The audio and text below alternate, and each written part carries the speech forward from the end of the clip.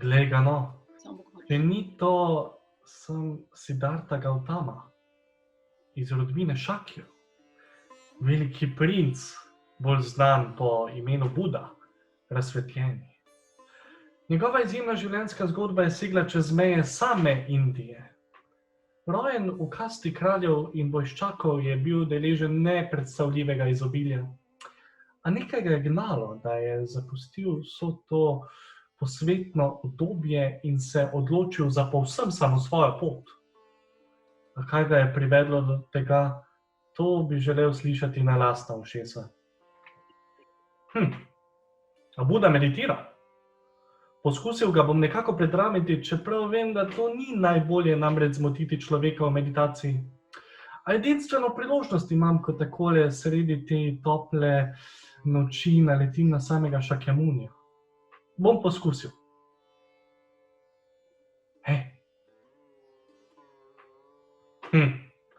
Kaj mi je storiti? Spomnim se pričevanja nekega Ršija, ki je govoril o tem, kako lahko Buda ostane v meditaciji tudi po več tednov, mesecev. Budo Bhagavan. Po vsej širni Indiji kroži zgodba o tem, kako je Buda dosegel razsvetljenje. Nekega dne se je spomnil na dogodek iz otroštva, kako je v eni izmed toplih poletnih julijskih noči sedel pod drevesom ašvata, drevesom prebujenja in nenadoma zapadel v stanje neizmerne spokojnosti in miline. Tako se je odločil, da bo ponovno poskušal doseči to stanje. Zopet je bila topla poletna noč, obsijana z zvezdami in z luno, in odločil se je, da ne bo zapustil tega položaja in prostora, dokler ne doseže popolnega razsvetljenja. Okoli njega so se zbrali bogovi iz najrazličnejših svetov, saj so zaslutili, da se bo zgodilo nekaj čudovitega. In takrat je potem Buda, ko so se zbrali vsi ti bogovi, v meditaciji uzrl raztezanje in krčenje kozmosa. Uzrl je tudi svojih 100.000 življenj. Dobil je tudi vpogled v minljivost narave sveta, kar je pozneje postalo osnova njegovega nauka. A nenadoma je prišla zlobna Mara na svojem slonu, svojo močno vojsko, in sicer z namenom, da bi zlomila Budo v meditaciji. Prišle so seveda tudi njene čudovite hčerke, ki so imele samo en namen, torej da bi se Buda uklonil njihovim čarom. A Buda je ostal neomajen. Takrat so se tudi vsi bogovi razbežali, saj so se izjemno bali tega, kaj se bo zgodilo, in so Budo pustili povsem samega. Na koncu se je Mara odločila, da se ga bo lotila kar sama. Saj nič ni zaleglo, predtem je poslala nam tudi nevihte, a Buda se ni pustil. Takrat je potem Mara vprašala Budo, s kakšno pravico sedi pod drevesom. Odgovoril je, da pravica do meditacije obstaja že eone in eone. Mara mu ni verjela, da meditira, in mu je rekla, da tega ne zmore dokazati. Velela mu je, naj pokaže priče. Takrat je Buda zelo mirno dvignil svojo desno roko in jo počasi položil na zemljo ter prosil zemljo, naj priča zanj. To gesto z roko imenujemo tudi Bhumi Sparsha Mudra. V tistem trenutku, ko se je Buda dotaknil zemlje, je Mara telebnila slona. Njena močna vojska se je pobrala, nato pa je ponižno odšla tudi ona sama. Zdaj, če Bude ni uspelo zlomiti v meditaciji niti Mari, niti za vsemi temi različnimi stvarmi, ki mu jih je ponujala, niti za vsemi spletkami, ki jih je stkala z njeno neznansko močjo Maje. kako bi to lahko uspelo meni. Že vem. Om Bhurvuvah Svaha Tatsavitur Varenyam Bhargo Devasya Dhimahi Dhyo Yo Na Prachodayat.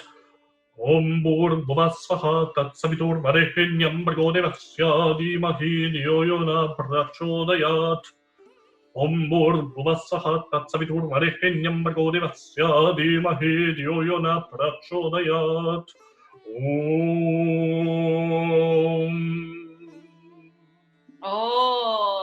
Kako čudovita mantra, kako nežen in mehak priklic nazaj v to svetno prerajanje. Prosti, Budo Bhagavan, prosti, da sem te zmotil v meditaciji. Vem, da je to skoraj da greh, naj mi odpustijo Višnu, Šiva in vse nebeške kače. Nič ne de, nisi me zmotil. Enkrat bi se že moral predramiti iz tih spokojnih globin. Sicer pa sem že dosegel vrhovno razsvetljenje, nibano, osvoboditev vseh navezanosti. In to je stanje nepovratka. V resnici mi nič več ne predstavlja ne ovire, ne motnje, ne bridkosti. Prosim prečastiti, kdo si in kaj te je v tej temni noči prineslo to okolje? Budo Bhagavan, pred tabo stoji Kanada, znan tudi pod imenom Kashyapa, začetnik šole atomizma, znane pod imenom Vaisheshika. Kanado, Bhagavan, ti si! Vesel sem, da so te v tej temni noči, zvezdno svetlobo osvetljene stezice, privedle do mene. Čeravno se najine miselne poti ne križajo in imava drugačne poglede na svet in bivanje, mi je v veliko čast, da lahko v tej priložnosti pokramljam s tabo. In, saj res, slišal sem, da te kličejo tudi Uluka, kar pomeni sova. Zato ni pravzaprav nič presenetljivega, da te srečam v tej trdi noči. Zakaj pa si dobil takšen vzlivek? Sicer pa sem slišal, da je v Indiji težko najti bolj modrega človeka od tebe. In tudi prijateljice sove so modre. Da, prav si slišal. Pravijo mi tudi Uluka, torej sova. No, in ne bi se rad hvalisal, to ni lepa čednost. A da, res je, pravijo, da sem moder. No, ampak, a veš, zakaj mi pravijo Uluka? Uluka mi pravijo zato, ker po dnevi delam, tuhtam, premišljujem, raziskujem, popisujem vse ustvarnosti, ustvarjam različne kategorije bivajočega. No, ja, po noči pa iščem hrano, tako kot sove. Pa najdeš kaj za podzop v tej trdi temi? Ja, ko je zares trda tema in ni lune in zvezd, takrat se moram malce bolj potruditi, tudi zahteven nisem preveč. Takrat, ko pa zvezde mečejo svojo svetlobo na posvečena tla Indije, takrat pa ob robovih stez nabiram različna semena. Hranim se namreč samo z žitaricami, od tod tudi moje ime, Kanadaksha, jedec žitaric. To ime pa pomeni tudi jedec atomov, kar se sklada ravno z osnovnim zanimanjem moje filozofske šole Vaisheshike, šole atomizma.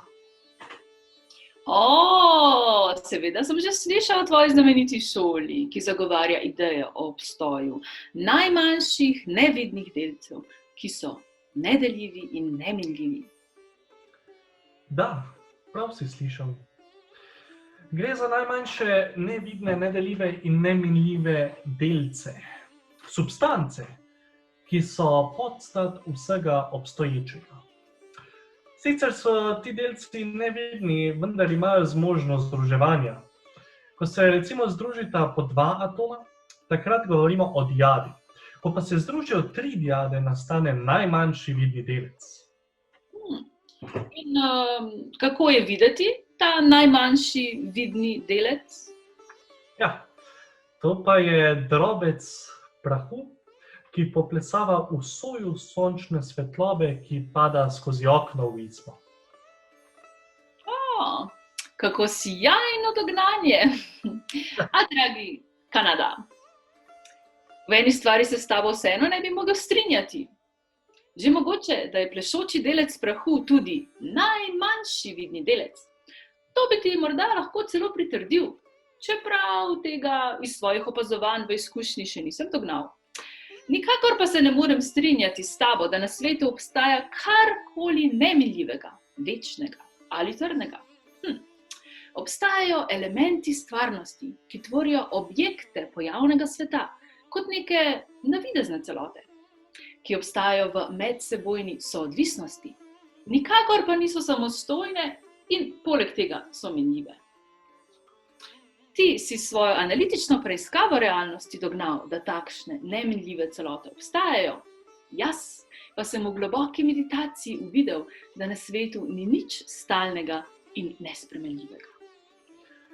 O da, dragi Buda, slišal sem za ta tvoj nauk, ki ne zagovarja obstoja substanc, ki pravi, da ni nič trdnega, stalnega, večnega. S tem se zares ne morem strinjati. Kaj bi pa potem porekel o celotah? Kaj bi rekel recimo o različnih predmetih, ki jih vidiš okoli sebe? Kaj bi recimo rekel o tej stari polomljeni košari? Ali ta ne obstaja? Ali je samo privid? Nikakor ne. Košara ni privid. Moj nauk temelji na ideji, da je vse minljivo, da se vse ves čas spreminja in da v svetu ni nobene stalnice, ki bi utegnila prestati vse te spremembe. Polomljena košara torej ni iluzija ali privid, ampak zgolj ne obstaja kot neka neminljiva celota. In košara v resnici ni nič drugega kot skupek svojih delov, ki pa so prav tako zapisani minljivosti. Torej praviš, da sploh ne moremo govoriti o nečem takšnem, kar je košara, voz, hiša? Natanko tako. Oziroma, mi lahko o tem le govorimo, sicer pa košare kot celote ni. Košara ni nič drugega kot skupek svojih delov, torej trsk, ki skupaj tvorijo dno, 4 stranice. Ko trske razpadajo in se gnijejo, kot bodo te čez nekaj časa, ne bo ostalo nič več, kar bi lahko poimenovali košara. Tisto, čemur pravimo košara, je zgolj človekov izmislek, jezikovna konvencija, zgolj dogovor. Ja, te stvari, ki si jih zdaj ti naštel, torej, ne vem, deli košare, ne? Te stvari sem jaz v svojem filozofskem sistemu šole Vajšešike poimenoval deli. Vendar to so ravno deli, ki pa tvorijo neko novo celoto, ki pa je seveda drugačna od svojih delov, ne? Jaz celote sicer razumem kot da so neka sestava, torej teh različnih delov, kot da ti deli sestavljajo celoto, ampak takrat, ko govorimo o celoti, takrat se moramo zavedati, da se ta zares razlikuje od teh delov, od te vsote svojih delov. Če pogledamo čisto na primeru košare, ravno košara, kot smo naštela, je sestavljena iz veliko nekih različnih delov, vendar takoj, ko začnemo govoriti o košari, nastopi nekaj novega, nekaj, kar sicer temelji na svojih delih, ampak hkrati obstaja kot neka drugačna resničnost, če bi se lahko tako izrazili, torej nekaj drugega, kar je različno od vsote teh različnih delov, ki to celoto sestavljajo.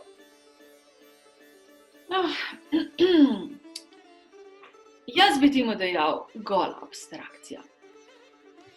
Celota kot taka ne obstaja, gre zgolj za idejo o košari, ki si jo je zamislil človekov No, se bova čez nekaj mesecev vrnila sem na ta isti kraj, ko bodo strohneli vsi deli te uboge košare in mi boš pokazal, kje je kakšna košara. Boš videl, nikjer. Košara kot taka je zgolj ideja. Dejal si ideja o košari. To v mojem filozofskem sistemu ni nobena abstrakcija, ampak sem to raziskovanje nauka o delih in celotah povezal tudi z doktrino o univerzalijah in partikularjah. To je, glede na mojo doktrino, ki sem jo oblikoval na osnovi opazovanja sveta, še globlja abstrakcija. Me boš poskušal prepričati o nasprotnem? Ja, kolikor mi je znano, mi bo to, da bi te poskusil karkoli prepričati, mi bo to zagotovo spodletelo. A dovoli, da ti pojasnim. Osnovni pristop moje filozofske šole temelji na sistematični preiskavi realnosti. Vse, kar obstaja v stvarstvu, iz vsega tega, oziroma vse to poskušam razvrstiti v določene kategorije bivajočega. Vse, kar obstaja, ima svoje mesto v stvarstvu in jaz želim skonstruirati neki pregleden sistem. Zdaj, po te kategorije bivajočega, pa sem seveda dal tudi te univerzalije in partikularje. Naj ti poskušam še nekako bolje prikazati. Naštej mi recimo pasme konj, ki jih poznaš. Islandski konj, belgijski konj, francoski kasač, holštajnec, Dobro. Ustavi konje, zares si moder, dragi Buda. Odlično poznaš tudi fauno. Bil bi imel strašansko moč pri popisovanju stvarnosti, če bi le bil za to. No, če se vrtima na te konje, torej vsi ti konji, ki si jih naštel, so v bistvu partikularja. Od tod izhaja tudi ime moje filozofske šole Vajšešike, torej šole o partikularjih, o posameznostih oziroma posameznih lastnostih ali delih, ki seveda tvorijo neke nove skupke, oziroma šola posameznih primerkih določenega razreda bitnosti. Zdaj, vsi ti konji so seveda konji, ampak imajo eno skupno lastnost. In to je ta skupna lastnost, oziroma zaradi te skupne lastnosti lahko vsem tem konjem dejansko rečemo konji, oziroma vsej tej množici konjev lahko dejansko rečemo potem konji. In kaj je to? To je konjskost, univerzalija, večna in neminljiva kategorija. Konjskost je zgolj konstrukt, porojen v človekovem umu. Nekaj takega, kot je konjskost, v svetu ne obstaja. Svet je nenehno spreminjajoč se in tega, kar se nenehno spreminja, ne moremo spraviti v nobeno kategorijo. Problem je, ker ljudje ves čas sistematizirajo in kategorizirajo, si prilaščajo predmete in se na njih navezujejo. Od tod izvirata vsa žalost in beda človeštva. Navezati se na minljive stvari. Je lahko še kaj bolj brezupnega? In kako si sploh dognal, da je na svetu vse minljivo, nestalno, da nič ni večnega? Ja, moja zgodba ti je znana. Bil sem vzgajan v lažnem, varljivem izobilju. Takega razkoča si človekov še zamisliti ne more. Na domu mojega očeta so lotusove ribnike naredili samo za moj užitek. V enem so cveteli modri lotosi, v drugem rdeči in v tretjem beli. Po dnevi in po noči so nad mano nosili bel nadstrešek, tako da se me vročina ni dotaknila. Prah in rosa niso padali name. Imel sem kar 3 dvorce, enega za zimo, enega za poletje in enega za deževno obdobje. A sredi tega bleščečega življenja sem dobil nek notranji vzgib, da sem stopil onkraj obzidja teh sladkobnih utvar. Izstopil sem iz udobja, ki mi je predstavljalo lažno varnost. In ko sem stopil iz čudovite očetove palače, kaj sem ogledal v svetu? Najprej sem srečal starca, nato bolnika in na koncu mrtveca. Uvidel sem, da taka usoda čaka tudi mene. Neizmerna žalost me je popadla. Ugotovil sem, da vse radosti na dvoru sploh niso pomembne. Vse je zapisano v propadu. Tako sem se odločil, da bom poiskal pot, ki me bo vodila do stanja, da bom sprejel minevanje kot dejstvo obstoja in da mi več ne bo povzročalo trpljenja, saj je neizogibno. Odločil sem se, da bom presegel to bridkost, ki me je popadla, ko sem spoznal resnico o usodi vsega živečega. Srečal sem skupino Aztekov in se jim pridružil. A kmalu sem videl, da to pravzaprav ne vodi nikamor. Čemu? Askeze so se namreč posluževali že naši silomodri predniki. Želiš, da ti povem, kako je bilo v obdobju moje askeze? Imel sem posteljo na pokopališču upepeljenih trupel, blazino pa napolnjeno s kostmi mrtvih. Prišli so kravji pastirji in kričali name, vame metali blato, urinirali po meni. Za palič so mi drezali v ušesa. A ne moram se spomniti, ali sem kadarkoli začutil sovraštvo do njih. Takšno je bilo moje bivanje v izoliranosti od sveta. Kanada. Obstajajo samotari in brahmani, ki pravijo, očiščenje prihaja skozi hrano. In pravijo, jejmo le sadež jablane. In jedo in pijejo le tekočino tega sadeža. Spominjam se, da sem pojedel le eno jabolko na dan. Kanada, morda misliš, da je v tistem času bilo jabolko kaj večje, kot je danes. A se motiš? Lahko si predstavljaš torej, da za zaužitjem enega sadeža na dan je moje telo doseglo stanje ekstremne podhranjenosti. Moji udi so postali kot veje trte ali kot bambusovi trsi. Moj hrbet je postal kot kamelja grba. Uvidel sem, da za slabotnim in sestradanim telesom ne morem razmišljati niti o najbolj preprostih vsakdanjih rečeh. Spoznal sem, da moram poiskati neko drugo pot in tako sem v meditaciji dospel do nauka o srednji poti, o poti med užitki in askezo. Stopil sem na to pot in dosegel globlji uvid v minljivost vsega. Obenem pa me to dejstvo ni več žalostilo.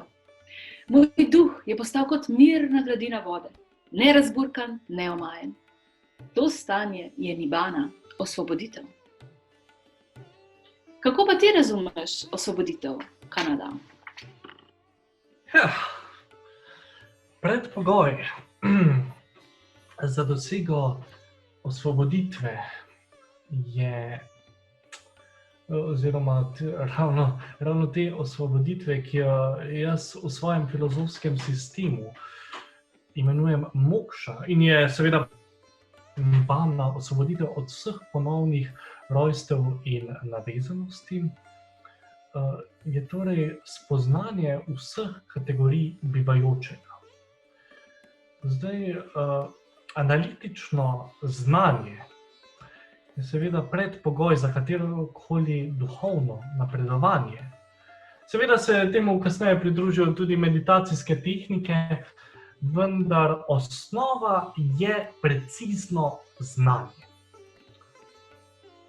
Razsvetljenje pa na koncu pomeni bivanje v čisti substanci, atmanu, večnem sebstvu, kar pa ti zavračaš.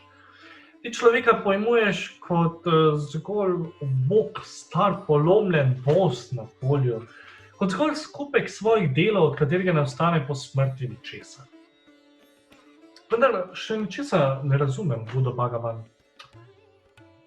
Vendarle pa sprejemaš nauko reinkarnacij, torej o ponovnih rojstvih in smrtih. Ampak, če po človekovi smrti torej ne ostane nič, kaj je potem tisto v človeku, kar se reinkarnira, torej se ponovno rodi in kasneje tudi umre? In pa, kaj je tisto, kar doseže osvoboditev, če ni nič stalnega, večnega trdnega? Dragi Kanadakša, samo skozi zrkla substanc razmišljaš. Zakaj pa bi moralo nekaj biti? Preveč smo obremenjeni s tem. Iščemo zagotovilo, da bomo nekje po smrti vendarle obstali, da bo nekaj ostalo za nami. A to vodi le v nove nečimrnosti in navezanosti. Ne vem, kaj bom, ko bom prešel v pari nibano ob svoji poslednji smrti in tako ti žal ne bom mogel povedati o tem, kako je in kaj bom, če sploh bom. Tega ne gre spraviti v nobeno kategorijo. Ja, res si svoj glav, dragi Buda. Sedaj se strinjam s tvojimi učenci, ki dejansko mi ves čas pravijo, da jim ne poveš nič jasnega. Ne? Pa Luke Puta, eden od tvojih učencev mi je nekoč dejal: te besede blaženega so povsem nejasne. Na vprašanje o tem, ali je svet večen ali ne, in na to, ali razsvetljeni po poslednji smrti torej obstaja ali ne obstaja, na to daje same zmedene odgovore. Na koncu pa mi odgovori nič od tega. Kako si naj s tem pomagam? Ja, te moji učenci. Želijo si samo jasne, do konca pripravljene odgovore, servirane na pološčenem pladnju. Zakaj sem vse to pustil nepojasnjeno? Ker je nekoristno, ne pripada bistvu svetega življenja, ne vodi v nerazočaranje, mir, prenehanje, v nestrastnost, v pravo znanje, ne vodi v razsvetljenje, v nibano. Spoznal sem, da ti odgovori ne vodijo v osvoboditev, zato sem se raje oprijel učenja poti, ki vodi do sprostitve vseh navezanosti. Tudi jaz sem se lotil analitične preiskave sveta, a sem prišel do drugačnih zaključkov kot ti. Ti si spoznal, da obstaja mnoštvo neodvisnih stvari. Jih spravljaš v kategorije. Jaz pa sem spoznal, da obstaja veriga medsebojno povezanih pojavov, ki vznikajo in minevajo. Edina stalnica v tem procesu pa je nenehna sprememba. Znanje, kako kategorizirati svet in vsakemu pojavu dodeliti svojo strukturo, ne vodi v nenavezanost. A cenim tvojo pot, Kanada, če ravno je moja drugačna. No, lej sej, kdo vendarle pravi, da ne bi mogli biti obe pravilni, ne? Saj na vse zadnje naj veže skupno prizadevanje, torej premoščati reko trpljenja, prek spoznavanja sveta na takšen ali drugačen način in priti do blaženosti in večnosti, karkoli to že je. V tem sva si edina, dragi jedec atomov. S tem si vsi hkrati prizadevamo za dobro sveta. Pogonsko gorivo, česar je filozofija, nenehno radovedno preizpraševanje, neutrudno iskanje in iskrivo čudenje, ki je v naši deželi Indiji in kako šele drugod po svetu neskončno raznovrstno. In prav je tako. Mislim, da bom še malce pomeditiral. Jutro se bliža. Rad imam, ko me iz meditacije predrami nežna jutranja rosa. Tebi pa, Kanadakša, naj ti teknejo atomi. Če pa kdaj kakšna stvar ostane zunaj tvojih kategorij in ne boš vedel, kam to spraviti, potem vedi, da si se morda za trenutek znašel na moji poti. Pa čeprav boš potem zopet hitro zavil z nje. Ja, mogoče pa bom po pogovoru s tabo odkril celo novo kategorijo, v katero bom spravil stvari, ki ne obstajajo. Ampak je pa res, da si bom verjetno s tem še dolgo belil glavo. Ne vem, če mi je Šiva v tej eksistenci namenil dovolj let. Morda bo to zalogaj za moje prihodnje življenje ali za kakšnega mojega nadobudnega naslednika. Punardaršanaya, Buddha Bhagavan. Punardaršanaya, Kanado Bhagavan.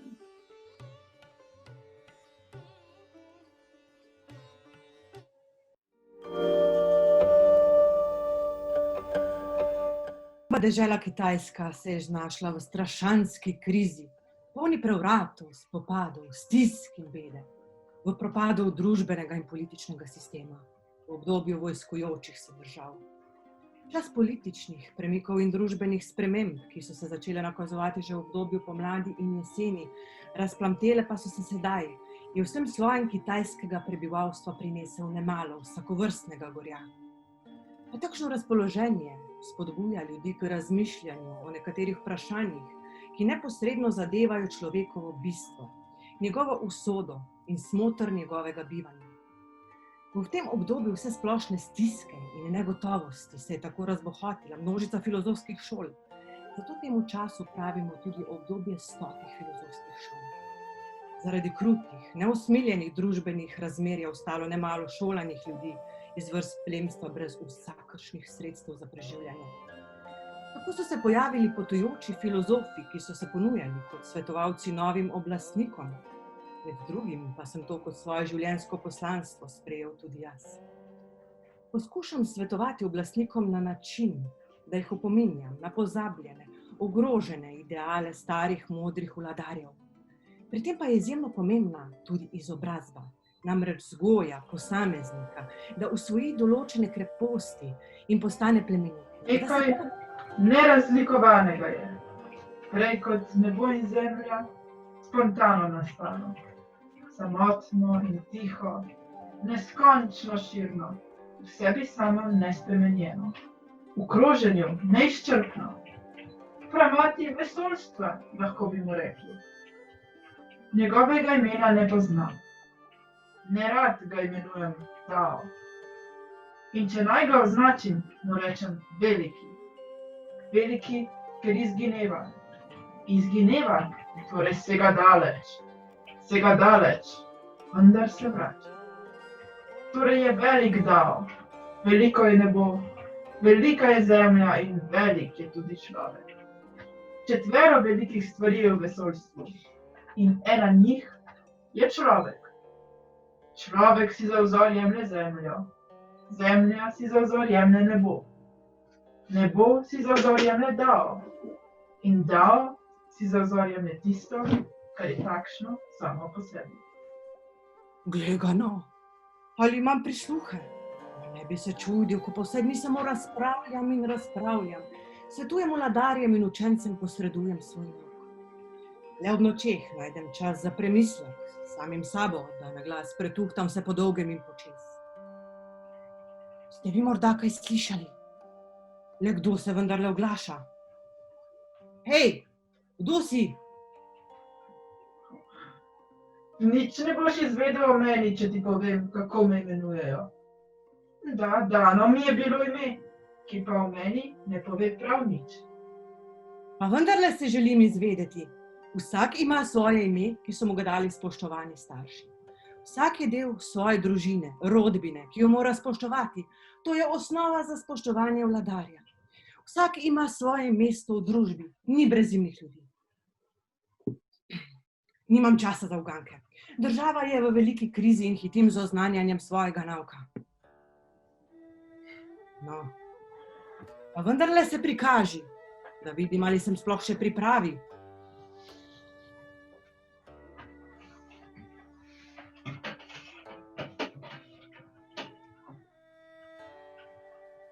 Sem zmes čija, energije, ki preveva nebo in zemljo, celoten univerzum.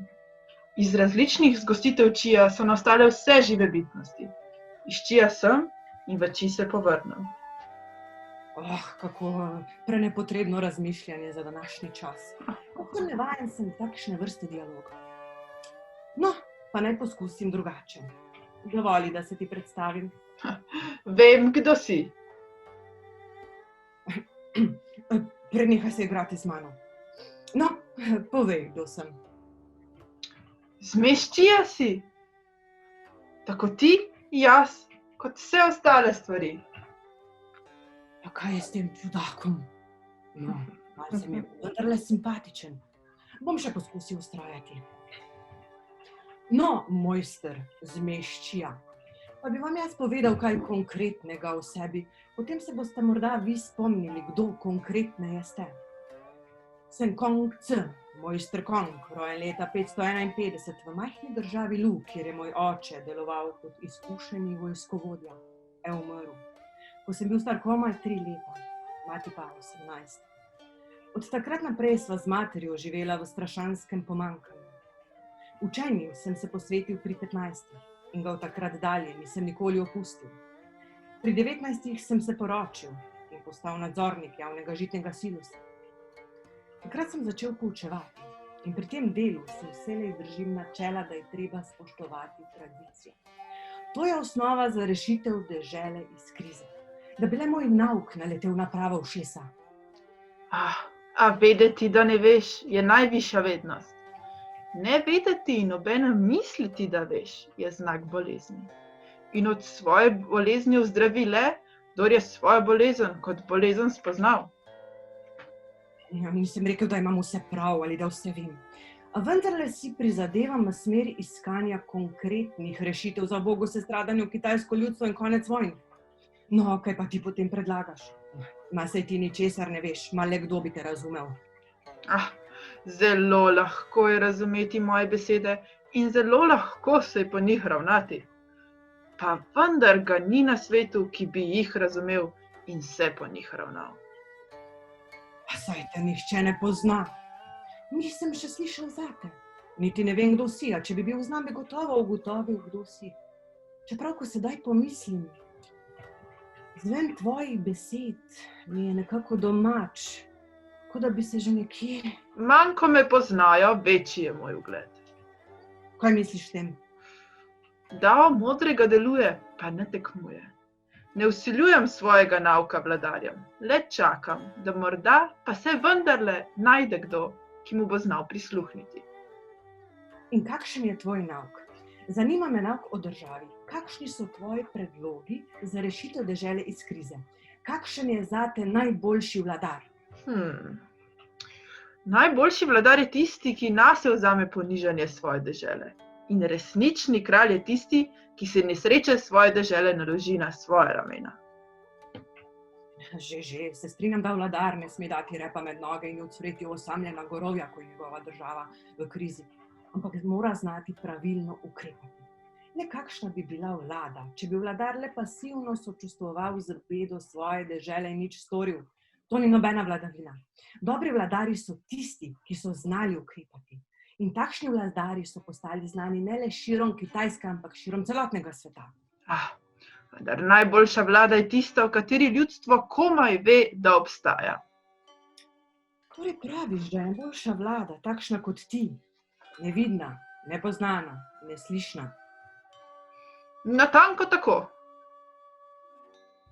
Torej meniš, da je prišlo do krize zaradi odsotnosti ljudi, kot si ti na oblasti? Ne, tega nisem dejal. Ko se uveljavita pamet in znanje, zraste velika hinavščina. Ko 6 elementov ni več v skladu, se ponudita sinovsko spoštovanje in starševska ljubezen. In ko dežela zapade v kaos in zmedo, nastopijo zvesti ministri. Nisem povsem razumel, kaj si želel povedati. Jaz slutim, da se za tvojimi besedami skriva kritika, spoštovanje družine, starševske ljubezni in ideja o nepotrebnosti zvestih ministrov. Dokler oče živi, se ravnaj po njegovi volji. Ko očeta ni več, se ravnaj po tem, kako se je prebijal skozi življenje. 3 leta ne stopi iz očetove poti. Temu pravimo spoštovanje do staršev. Slednje je osnova vsake dobre države. Rešitev za Kitajsko je v tem, da se vladarji ozrejo nazaj, k našim prednikom, ki so gojili vse te vrednote.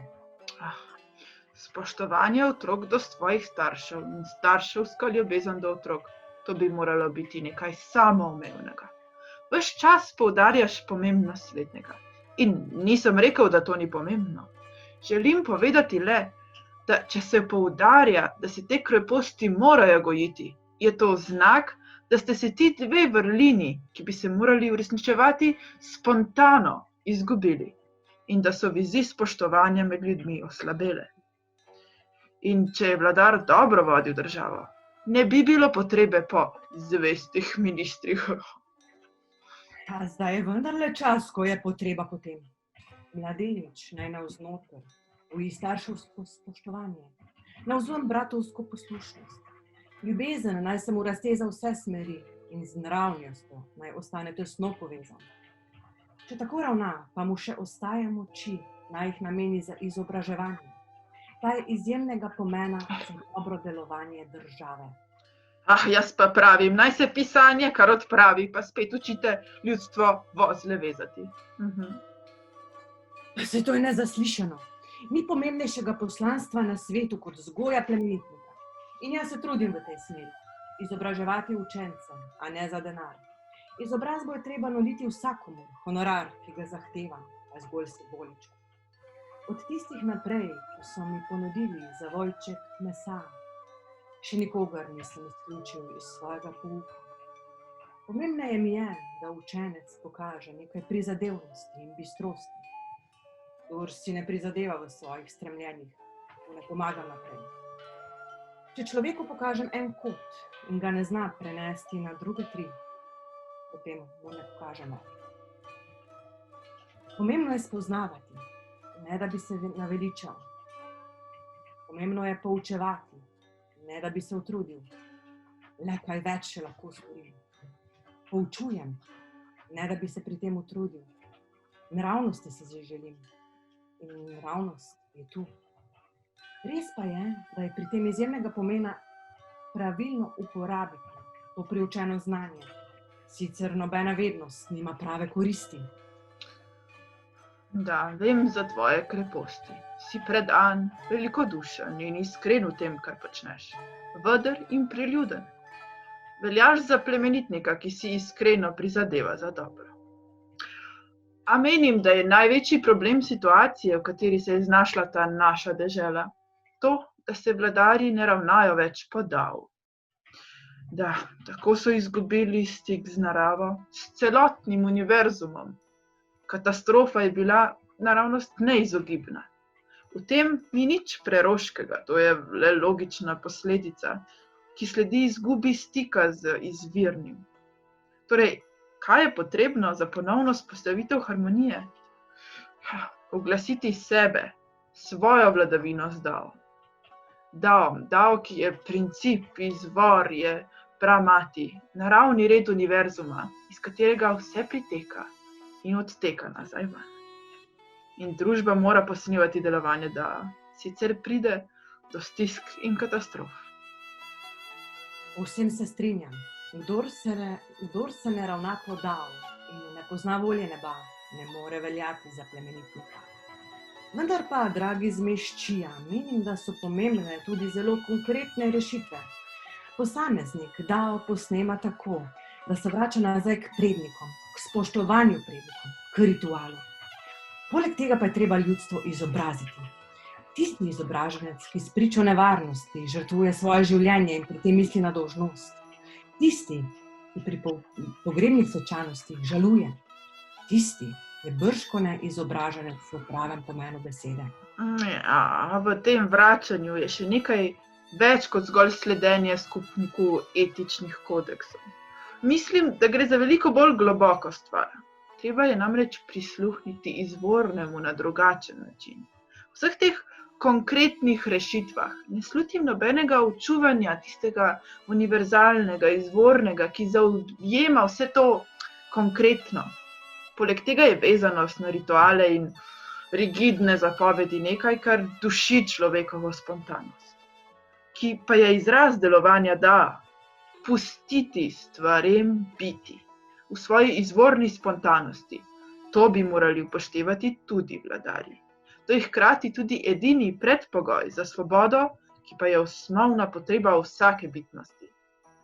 Svobodo dosežemo le tako, da premagamo sebe in se vrnemo k dostojnosti. Kar pa je tesno povezano tudi s samooblikovanjem in samoizobraževanjem, torej kultivacijo osebnosti. Vrnitev k dostojnosti oziroma k pravilom in merilom primernega obnašanja in delovanja v družbenem, etičnem okviru je v dani situaciji aktivno delovanje, torej ne pomeni nekega pasivnega podrejanja obstoječemu sistemu. Poleg tega bi ob odsotnostih kakršnikoli meril zavladal popoln kaos. Načeloma imajo vsi ljudje enake možnosti, da zaživijo naravno življenje. Vendarle se to zgodi le poredkoma. Po naravi si ljudje stojijo blizu, v vaji se oddaljujejo drug od drugega. Človek mora oblikovati samega sebe. Privzgojiti jim je treba vrline, ki so bile v razvoju izgubljene.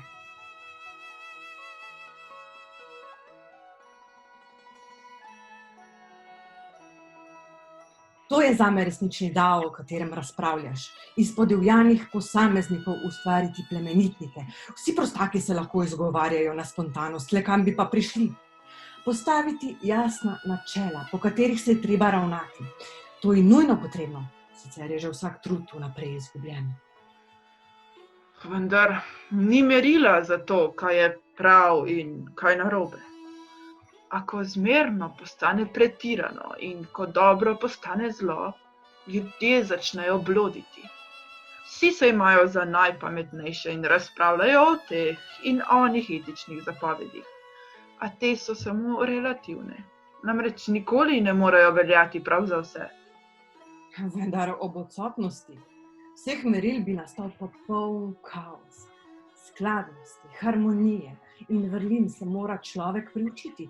In lažje je, če za doseganje slednjega že obstajajo neki vzorci.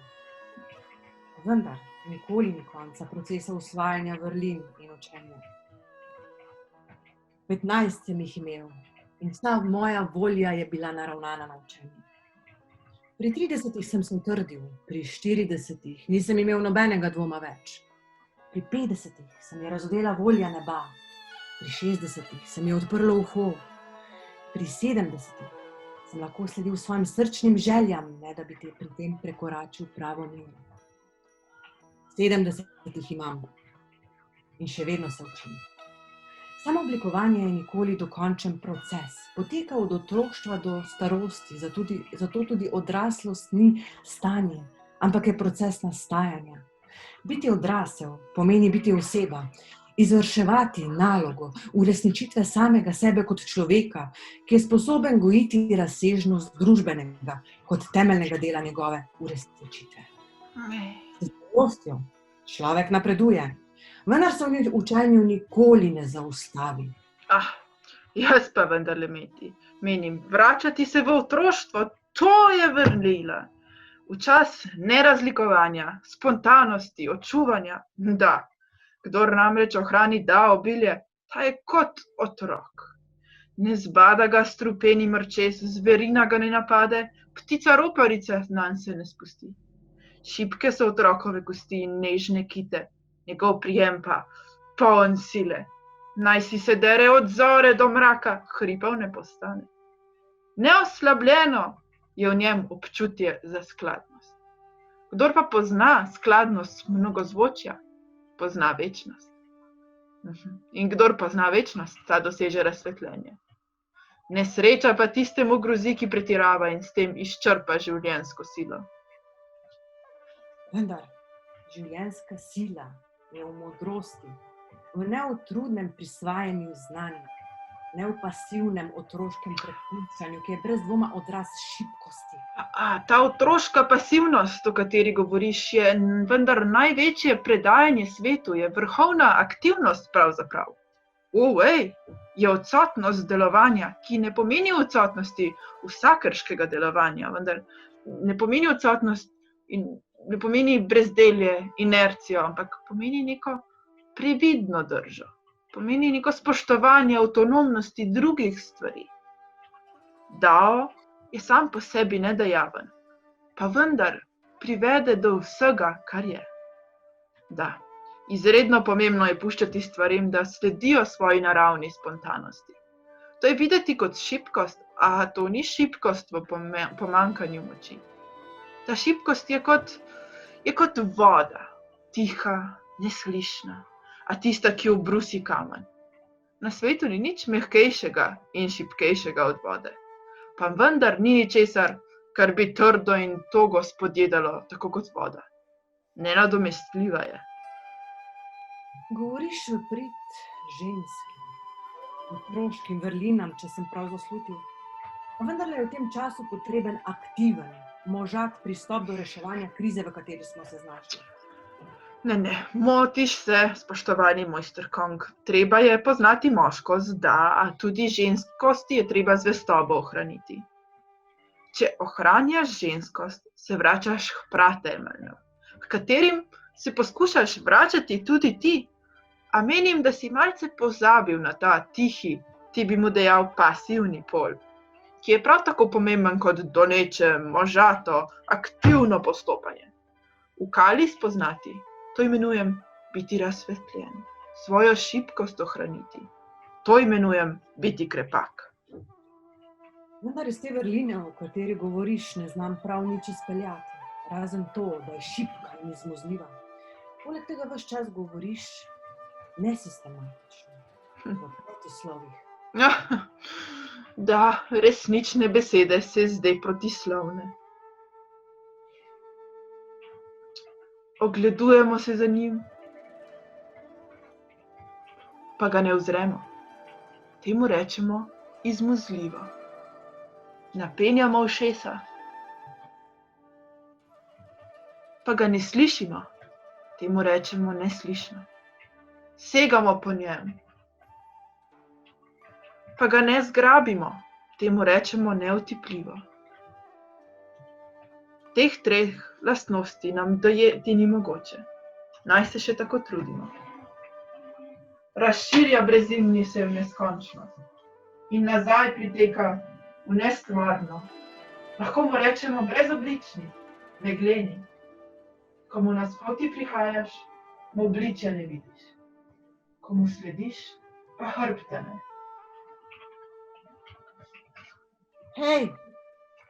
Hej, počakaj! Pa kdo te je vse to naučil? Kdo je tvoj učitelj? Pa kako vse to veš? Po vsem tem.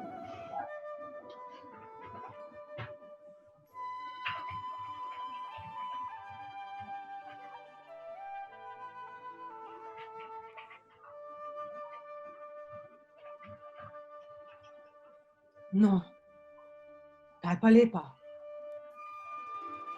Izpuhtel je kot kafra. Čakajte. Pa če ni bil to Lao Tse, znam po tem, da izgine tako, kot se pojavi, torej neslišno, nenadno, skrivnostno in govori o stvareh, ki jih nihče ne razume povsem. Ne more biti kdo drug, le kako se mi je lahko šele sedaj posvetilo. Tako me je zmedel s tem svojim preobračanjem in premetavanjem besed, sploh nisem utegnil pomisliti, kdo pravzaprav je ta mojster zmeščija. Znan je kot ena najskrivnostnejših oseb na Kitajskem. V knjigah je o njem zabeleženega malodane nič. Kar vem o njem, je to, da naj bi prebival v deželi Zhou. Prej pa je bil znan pod družinskim imenom Li in vzdevkom Tan. Sedaj pa naj bi bil star že 160 ali celo več kot 200 let. In da, enkrat sem ga celo srečal. A takrat še ni imel tako dolge brade, zato ga pa tudi sedaj nisem prepoznal. Srečal sem ga na kraljevskem dvoru Zhou, kjer je bil arhivar. Potem pa naj bi nekega dne zaradi razočaranja nad razmerami na dvoru zapustil dvor. Odpravil naj bi se na zahod in na mejnem prehodu na željo čuvaja, preden je zapustil deželo, napisal Dao De Jing, knjižico naukov, ki mi jih je natrosil v tej trdi temi. Nato pa naj bi se za njim izgubila vsaka sled.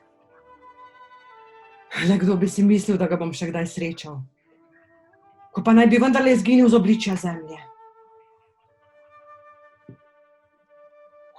Noči imajo res svojo posebno moč. Vidite, koliko bi zamudil, če se ne bi še po noči ukvarjal z različnimi vprašanji in tuhtal.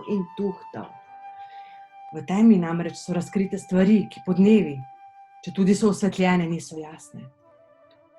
To je moč temine, o kateri govori Lao Tse. Po noči tuhtati, podnevi ukrepati. Temina povsem drugače osvetli stvari. Obličje tistih najpomembnejših stvari v noči, na temnem nebu, nenadoma postane vidno. Nekaj pa me je vendarle naučil ta čudaški mojster Lao. Noč kaže znamenja, da se bo prevesilil dan. Grem še kaj natuhtati v tej temi, ki je ostala, da bi le ob dnevu obrodili sadovi. Pomembno se je zgledovati po zvezdah na nebu. Kdor vlada s krepostjo, je kot severnica. Na svojem mestu ostaja in vse zvezde jo obkrožajo.